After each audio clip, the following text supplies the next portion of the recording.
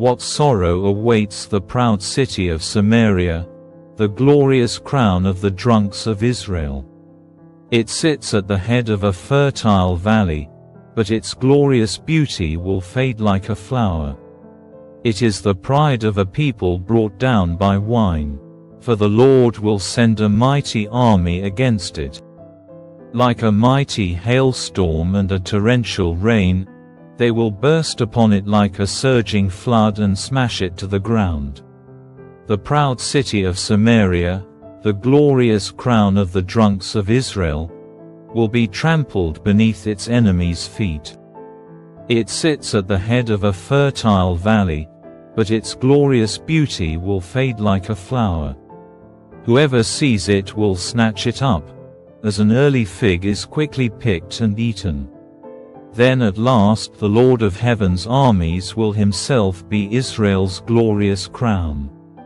He will be the pride and joy of the remnant of his people. He will give a longing for justice to their judges.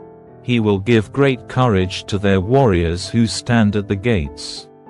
Now, however, Israel is led by drunks who reel with wine and stagger with alcohol.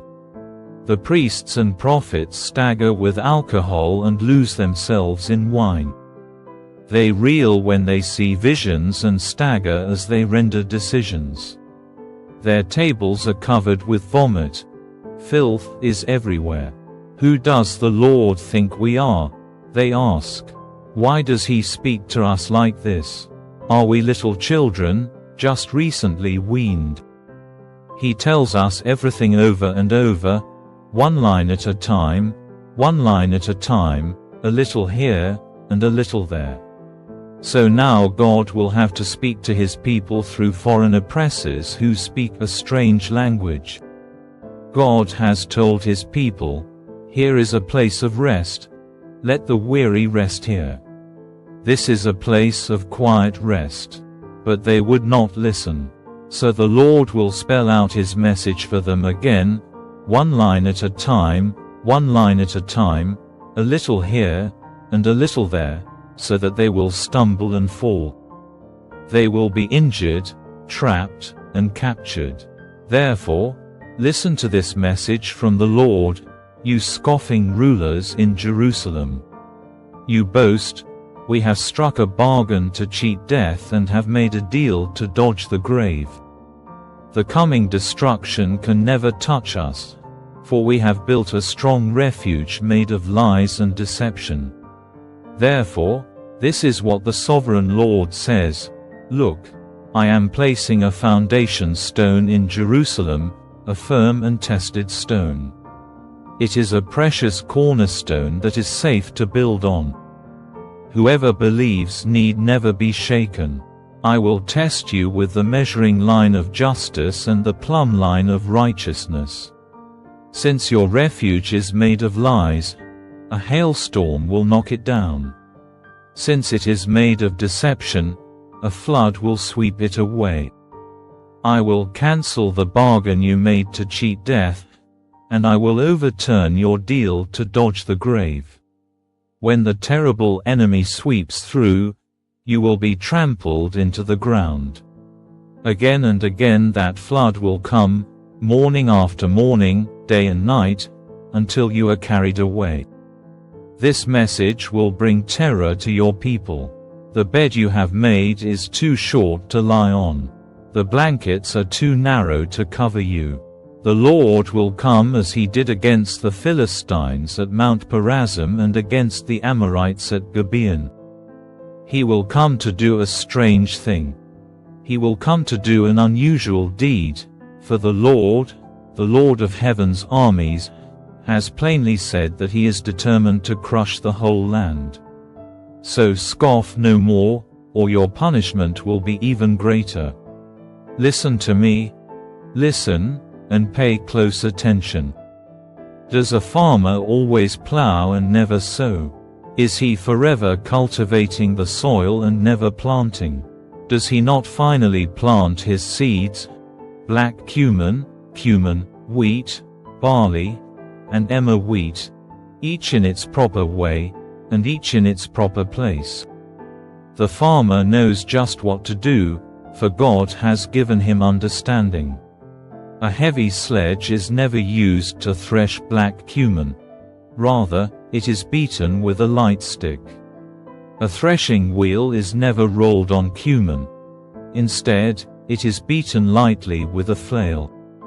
Grain for bread is easily crushed, so he doesn't keep on pounding it. He threshes it under the wheels of a cart, but he doesn't pulverize it. The Lord of Heaven's armies is a wonderful teacher, and he gives the farmer great wisdom. What sorrow awaits Ariel, the city of David! Year after year you celebrate your feast. Yet I will bring disaster upon you, and there will be much weeping and sorrow. For Jerusalem will become what her name Ariel means, an altar covered with blood. I will be your enemy, surrounding Jerusalem and attacking its walls. I will build siege towers and destroy it. Then deep from the earth you will speak. From low in the dust your words will come. Your voice will whisper from the ground like a ghost conjured up from the grave. But suddenly, your ruthless enemies will be crushed like the finest of dust. Your many attackers will be driven away like chaff before the wind. Suddenly, in an instant, I, the Lord of Heaven's armies, will act for you with thunder and earthquake and great noise, with whirlwind and storm and consuming fire. All the nations fighting against Jerusalem will vanish like a dream. Those who are attacking her walls will vanish like a vision in the night. A hungry person dreams of eating but wakes up still hungry. A thirsty person dreams of drinking but is still faint from thirst when morning comes. So it will be with your enemies, with those who attack Mount Zion. Are you amazed and incredulous? Don't you believe it? Then go ahead and be blind. You are stupid, but not from wine. You stagger, but not from liquor. For the Lord has poured out on you a spirit of deep sleep. He has closed the eyes of your prophets and visionaries. All the future events in this vision are like a sealed book to them. When you give it to those who can read, they will say, "We can't read it because it is sealed." When you give it to those who cannot read, they will say, "We don't know how to read." And so the Lord says, "These people say they are mine. They honor me with their lips, but their hearts are far from me. And their worship of me is nothing but man-made rules learned by rote." Because of this, I will once again astound these hypocrites with amazing wonders. The wisdom of the wise will pass away, and the intelligence of the intelligent will disappear. What sorrow awaits those who try to hide their plans from the Lord, who do their evil deeds in the dark. The Lord can't see us, they say. He doesn't know what's going on. How foolish can you be? He is the potter, and he is certainly greater than you, the clay. Should the created thing say of the one who made it, "He didn't make me"? Does a jar ever say, "The potter who made me is stupid"?